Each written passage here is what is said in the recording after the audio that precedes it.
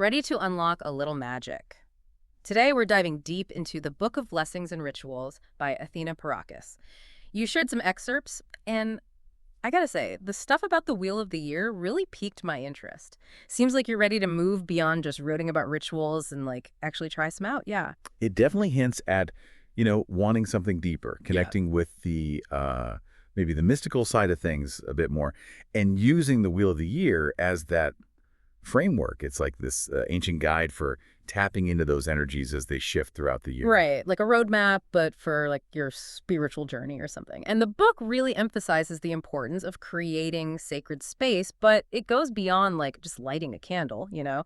Parakis talks about the power of altars, where to put them, even why you shouldn't mess with them around a full moon or eclipse. Yeah, you got to respect those big energy shifts, right? It's like trying to, I don't know, like surf a tsunami, probably not going to end well. Hmm. That full moon energy, it's about culmination, things coming to a head, and eclipses, big transitions, man. No wonder you wouldn't want to mess with the vibes you've cultivated on your altar during those times. Makes you think twice about rearranging your crystals during a full moon, huh?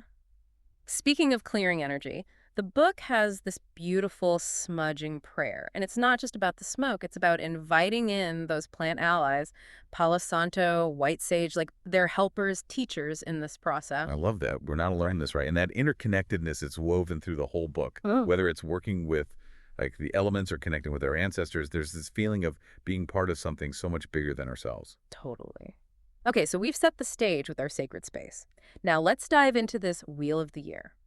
Paraka starts with January, a time for new beginnings, setting intentions, and get this, she's got this whole thing about creating a 3D crystalline vision board. Oh yeah, it's like a juiced up vision board, you know? Yeah. Instead of just pictures, you're building something tangible using crystals, objects that hold meaning, even writing down your intentions. It's like you're layering that energy right into your vision. And she encourages you to get creative with it. Don't just pick stuff that looks pretty, but things that really speak to your soul's desires. And then, as you move through the year, you can revisit it, reaffirm those intentions, see how far you've come. It's like a living, breathing manifestation of your journey. I love that. Okay, so you've set your intentions for the year. Then February rolls around and the energy shifts to, you guessed it, love. And not just romantic love, though. There's plenty of that too. Perkis talks about tapping into universal love, that boundless, expansive feeling of connection with everything. Imagine inviting that into your life, especially as, nature starts to awaken after a long winter. It's like stepping into spring with an open heart, ready for anything. I love that visual. Now, there are tons of love-focused rituals in the February chapter, but the one that really stood out to me was the Love Draw medicine bag. It's so specific, even down to gathering your materials on Venus's day, which is Friday for those of us who don't speak planet. Right. And not just any herbs and stones either. Hibiscus, rose petals, rose quartz, even a strand of your own hair. It highlights how potent those personal objects can be when it comes to, working with energy. It's like weaving your own energy right into the ritual. Speaking of potent energy, March. We hit the spring equinox, all about balance, renewal. Paracas talks about creating a balanced grid during this time. It's like building an energetic compass almost. Right. Imagine a grid aligned with the four directions north, south, east, west. Mhm. Each direction represents certain qualities. You place crystals, objects that align with those qualities, and boom, you're creating this like a vortex of energy to help balance your own energy field. And she doesn't just say, go grab any crystals. She gets super specific. Lepidolite, sodalite, blue kyanite, all about calming and balancing vibes. And the more stones you use, the more powerful it becomes. She's got this technique called cutting the quadrants. It's about placing more and more crystals to amplify the energy. Like building a circuit, you need those connections for the energy to flow. And with the spring equinox being all about balance, March seems like the perfect time to fine-tune your own energy. Yeah, totally. Okay, we've had our first start, invited in some love, found our balance. So what happens when we get to April? Things start blooming literally and, figuratively. Exactly. It's all about that burst of new life, the Yeah. renewal and possibility that comes with spring, like really getting into full swing. And the book reflects that by focusing on healing, wellness, all that good stuff. And she brings a really grounded approach to it all, blending the practical and the spiritual. You've got blessings for physical recovery, creating a home healing altar. That home healing altar really stood out to me. Dedicating a space in your home, a place where you might feel vulnerable, to invite in that healing energy. It's such a powerful way to shift the energy of your space, support your well-being. And it doesn't have to be complicated either. Parakis gives you tons of options to personalize it based on your needs. Want peace? Calming crystals and essential oils. Recovering from an illness. Add images of health, vibrancy, strength. It's all about creating a space that resonates with your intentions. Oh, and one tiny detail I loved. She suggests placing it in the east, aligning with those feng shui principles. The east is all about new beginnings, which makes perfect sense for healing and renewal, right? Yeah, like you're giving those intentions a head start. All right, we've healed and renewed. Now it's May. Time to turn up the heat. May is definitely when things start to sizzle. Paracas dedicates this month to prosperity and passion. Think about it. Spring's reached its peak, and now it's time for all that energy to manifest, become something tangible. And she holds nothing back. She's got prosperity altars, complete with specific crystals and herbs for attracting wealth and abundance. But it's not just about surrounding yourself with lucky charms, right? She goes deeper, encouraging you to look at your beliefs around money. Yeah, where do your money stories come from? Are you like accidentally blocking your own prosperity? It's about facing those limiting beliefs head on. She even gives you instructions for, like, making money, drawing incense, creating a prosperity grid. And to top it all off, May is also the month of Beltane. Beltane, Oh. a fire festival celebrating spring, the union of the goddess and god, its fertility, passion, embracing life to the fullest. Bonfires, dancing, celebrating nature's abundance. And Parakis really captures that energy in her Beltane blessing. She talks about igniting the sacred flame within, celebrating abundance in all its forms. It's about embracing the joy and passion of life. It's a good reminder that abundance isn't just about, like, money. It's about the richness of experience, connection, vitality. Saying yes to life. Okay, so we've got our intentions set, our energies balanced, and we're embracing abundance. Now we head into June, the month of the summer solstice. Doesn't get much brighter or more energized than that. June is all about basking in that sun energy, celebrating love in full bloom. Paracas goes all in on soulmate love this month. Makes sense, right? The symbolism of the summer solstice, the longest day of the year, the sun at its most potent. It's like nature saying, go big or go home. It's a time for celebrating, expanding, opening yourself to those deep connections. And to celebrate that connection, Paracas has this incredible ritual for honoring the summer solstice. It involves, like, literally drumming up or down the sun. I can only imagine the energy of that. Connecting with that life-giving force of the sun, setting intentions for growth and expansion. If you're looking to tap into the solstice energy, that's it. It's definitely going on my to-do list. But what if you're already in a relationship and want to, like, deepen that bond? Parakis has you covered there, too. She's got this beautiful ritual for creating a sacred union grid using rose quartz, roses, all sorts of love-enhancing goodies. I love how she incorporates those ancient principles into her practice.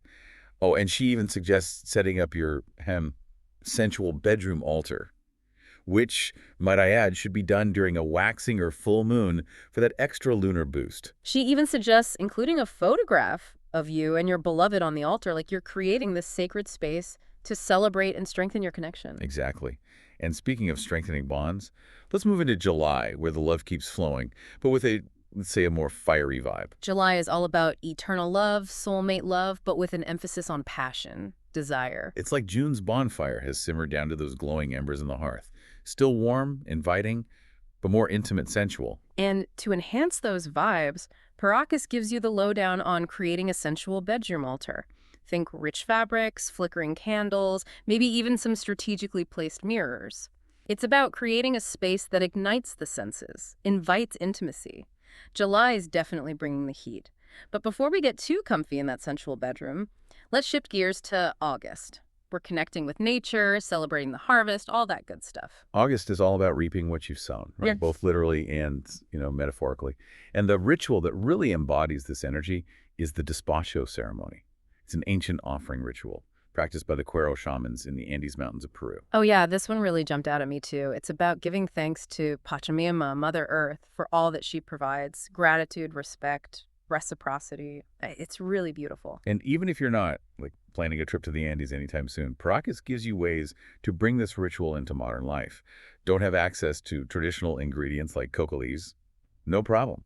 She says the most important thing is the intention, the heartfelt gratitude you bring to the offering. It's about showing up with an open heart and like really getting that interconnectedness of it all. We receive so much from the earth, it's only natural to want to give back. Beautifully said. So, from the abundance of the harvest, we transition into September and the magic of the fall equinox. September always feels like a time for reflection, finding balance. We're moving from that outward energy of summer to the inward energy of autumn. Exactly. Yeah. Equal light and darkness. It's an invitation to acknowledge both of those aspects within ourselves, right? Baracus guides us to embrace those shadows as well as the light. True wholeness comes from integrating both. And she has this amazing ritual, the fall equinox ritual, to help with that integration. Imagine creating an altar that represents both your light and shadow aspects. On one side, symbols of your strengths, your passions, things you love about yourself. And on the other side, objects that represent maybe the parts you tend to hide, you judge. Past hurts, fears, limiting beliefs. The key is to approach both sides with compassion, acceptance. It's like you're saying, I see you, and I accept you fully. Precisely. And by acknowledging and integrating both, we step into that place of greater wholeness, authenticity. Which seems like the perfect prep for October, right?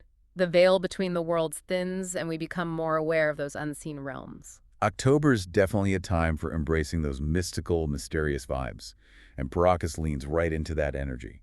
Protection, ancestral connection, honoring the thinning veil. It's a time to connect with that magic and mystery of the season. Speaking of magic and mystery, she has a whole section on Samhain, which is celebrated on October 31st. She describes it as a time when the veil between the living and the dead is at its thinnest, makes it a good time to connect with ancestors. And she walks you through creating an ancestral altar, such a beautiful way to honor loved ones who have passed, invite their wisdom and guidance into your life. It's about recognizing that death isn't the end, just a transition to another realm. Honoring those who came before us and like recognizing that continuity of life. But for anyone who finds all this talk of spirits and thinning veils a little unnerving, Paracas also offers some very practical advice on protection. Which is so important. Working with these energies requires respect, reverence. She even gives instructions for creating a protection bundle. It's a tangible way to create a safe and protected space for yourself. Because let's be real, not all spirits are friendly. It's about setting those boundaries, calling in protection before you go venturing into those unseen realms. Exactly. All right, so we've embraced our shadows, honored our ancestors, and we've got our protective shields up. Now, as we move into November, the energy shifts again. Gratitude, reflection. We're approaching the darkest time of the year. November always feels like a time for taking stock, acknowledging your blessings, how far you've come, cultivating gratitude, even when things feel challenging. And Paracas has a ton of practices for doing just that. Creating a gratitude altar, performing a karmic release offering. She guides us to approach this time of year with an open heart, a spirit of generosity. One ritual I found really powerful was the honey jar spell.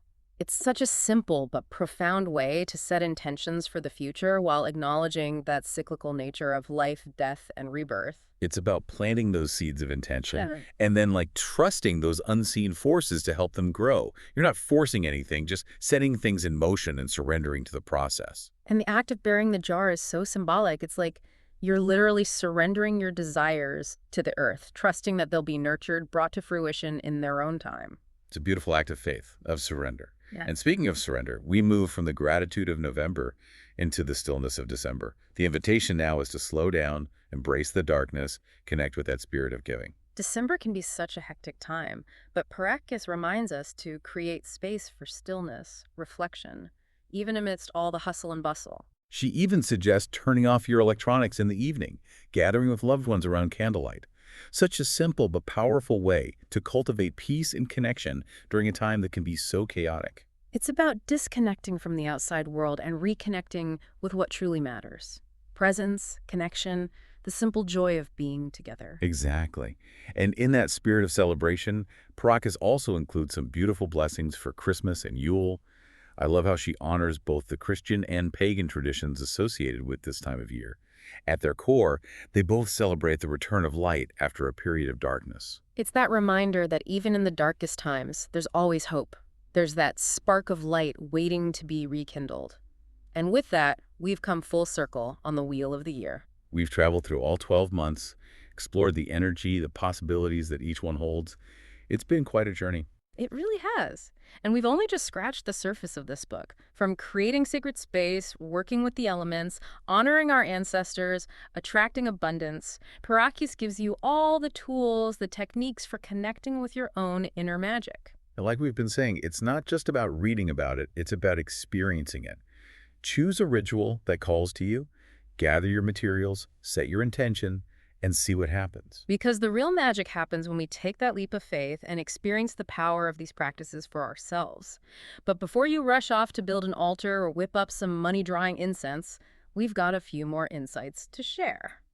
Welcome back. I'm feeling like totally ready to light some candles and, embrace my inner magic after all that. Talk about inspiring. Right. There's so much wisdom packed into this book. It's incredible. But, we've been saying it all along. It's not just about reading about it. It's about actually experiencing it. Absolutely. So as we wrap things up, we wanted to leave you with something to, really ponder. Imagine this. You get to spend the next month totally immersed in just 1 month of the Wheel of the Year, exploring its energy, trying out the rituals, really embodying its essence. Which month would you choose? Would it be January with that fresh start energy and the whole 3D crystalline vision board thing? Or maybe October's calling to you with its invitation to connect with ancestors, explore those unseen realms. Think about what really resonates with you right now. What intentions are you ready to, plant and nurture? Maybe you're craving more balance. March with the balance grid could be the way to go. Or if you're ready to call in abundance, those May prosperity rituals might be just the ticket. There's no right or wrong answer here. Trust your gut, what speaks to you. This is your journey, your magic waiting to be unlocked. So until next time, may your path be filled with wonder, intention, and of course, a sprinkle of that inner magic.